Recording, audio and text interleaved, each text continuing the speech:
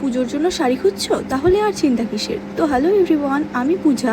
আজ আমি চলে গেছিলাম শিলিগুড়ির পুনম শাড়িতে, কারণ পুজোর তো হাতে গোনা আর মাত্র কয়েকটা দিন।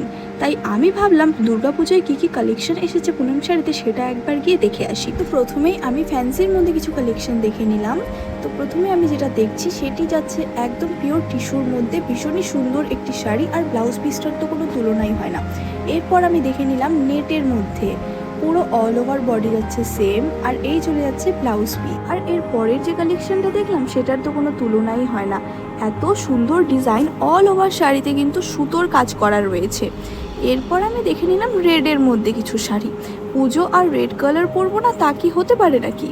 ও হ্যাঁ, আরেকটা কথা, পুনম শাড়িতে এসে কিন্তু আমি এটাও জানতে পারলাম যে এখানে যদি তোমরা 6টা সেম ডিজাইনের শাড়ি কিনো বা 10টা যে কোনো ডিজাইনের শাড়ি কিনো তাহলে কিন্তু তোমরা হোলসেল প্রাইসে পেয়ে যাবে। তো যারা ভাবছো পুজোর আগে বিজনেস স্টার্ট করবে তাহলে কিন্তু তোমরা এখান থেকে শাড়ি নিয়ে সেটা স্টার্ট করতে পারো। আর এখানে কিন্তু তোমরা শুধু শাড়ি নয়, শাড়ির পাশাপাশি ব্রাইডাল লেহেঙ্গার কালেকশনও পেয়ে যাবে।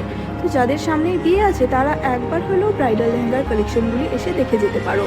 তো এরপর আমি কিছু ফ্যান্সির কালেকশন দেখার পর আমি উপরে চলে গেলাম কিছু সিল্কের মধ্যে কালেকশন দেখতে।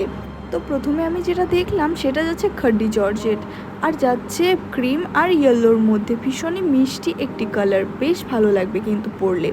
আর এরপরে যেটা দেখলাম সেটা তো রেড হোয়াইটের মধ্যে, এটার তো কোনো তুলনাই হয় না। অষ্টমীর সকালে যদি এরকম একটা শাড়ি পরা যায় তাহলে তো বুঝতেই পারছো যে কেমন লাগবে নিজেকে দেখতে।